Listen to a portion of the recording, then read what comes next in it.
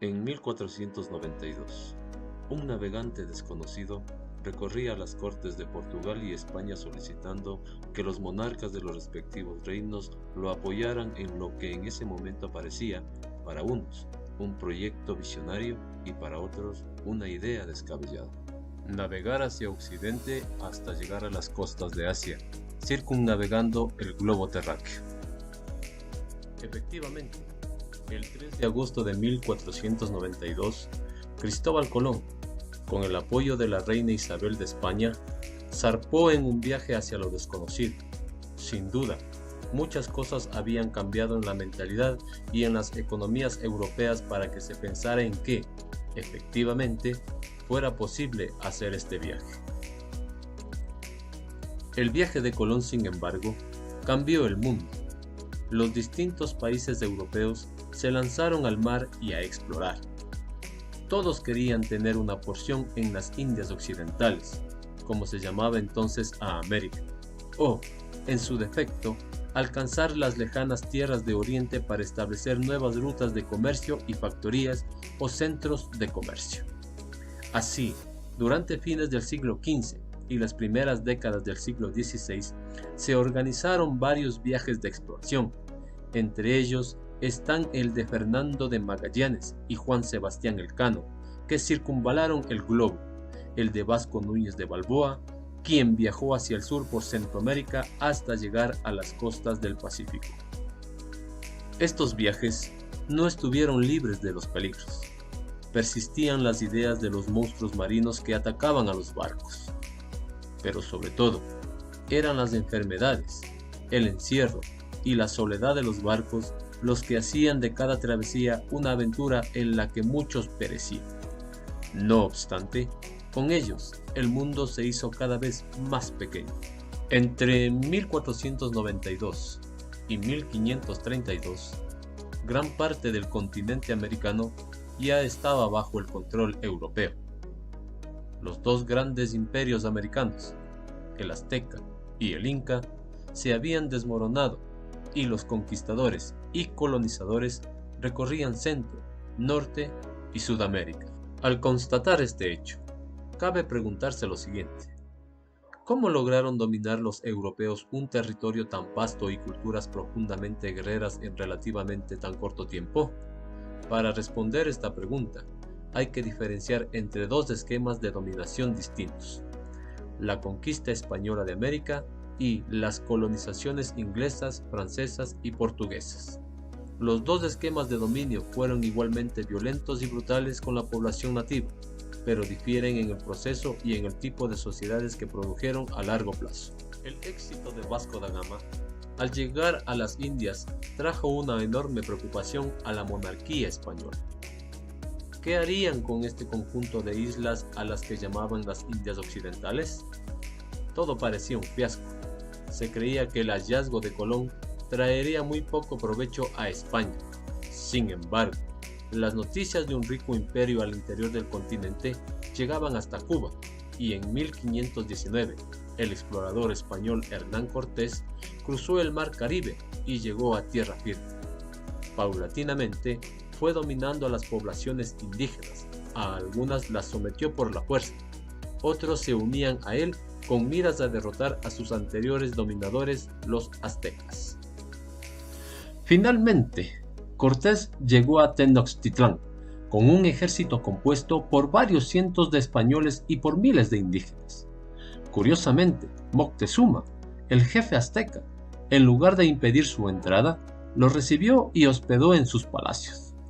Al poco tiempo de su llegada, Cortés apresó a Moctezuma, pero en medio de la resistencia indígena huyó de la ciudad en la llamada Noche Triste. Se refugió en Tlaxcala y la guerra entre conquistadores y aztecas, ahora liderados por Cuauhtémoc, continuó. En 1521, Cortés tomó de forma definitiva Tenochtitlán y fundó la Ciudad de México en lo que había sido la antigua capital azteca. Desde allí, envió expediciones para conquistar nuevos territorios. Un proceso similar ocurrió con la conquista del Tahuantinsuyo.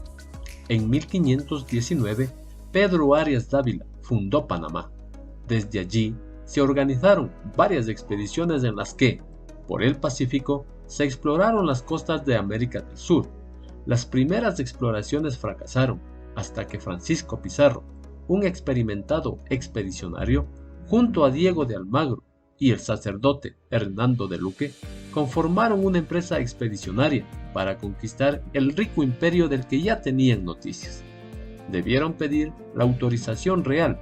Para ello, Pizarro viajó a España para firmar capitulaciones con el rey. En 1532, Pizarro y sus hombres desembarcaron en San Miguel de Piura y comenzaron su viaje hacia Cajamarca en la sierra peruana, en donde el Inca Atahualpa descansaba luego de la victoria contra su hermano Huáscar en la guerra civil que se había llevado a cabo por el control del Tahuantinsuyo. El encuentro entre las huestes españolas y el Inca terminó con la captura y prisión de Atahualpa. Francisco Pizarro tomó el control del vasto territorio y sus riquezas. Luego de firmar el Tratado de Tordesillas con España, los portugueses se aseguraron una porción de territorio en América. Inmediatamente se establecieron en las zonas costaneras factorías y asentamientos comerciales fuertemente resguardados y militarizados que buscaban llevar a Europa el llamado palo do Brasil, que es un tronco de tono rojizo que se usa en la ebanistería y que, al triturarlo, genera un tinte para las telas. Los primeros asentamientos ingleses en Norteamérica son relativamente tardíos. Datan de 1607, con la fundación de Jamestown. En su mayoría, esos asentamientos eran promocionados por empresas mercantiles privadas, casi independientes del control de la corona inglesa.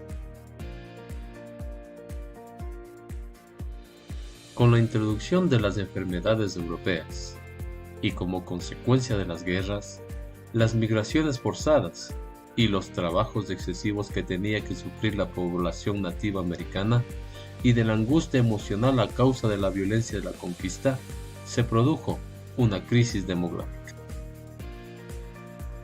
Esto significa que la población nativa americana decayó de forma dramática. Se sabe que, en el Incario, luego de 1532, la población se redujo en un 75%. Esta drástica disminución poblacional tuvo a su vez varios efectos.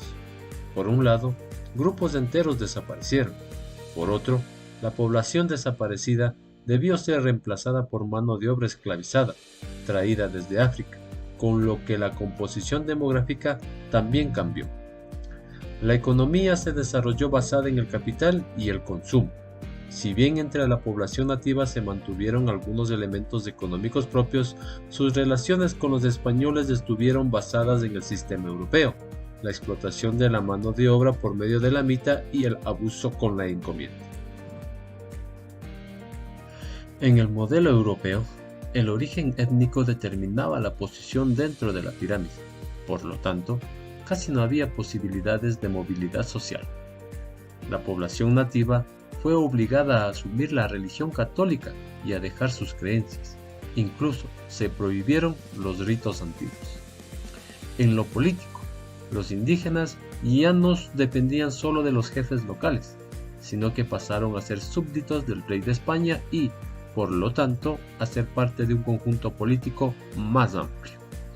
El mestizaje es el cruce biológico y cultural entre personas que pertenecen a distintas etnias.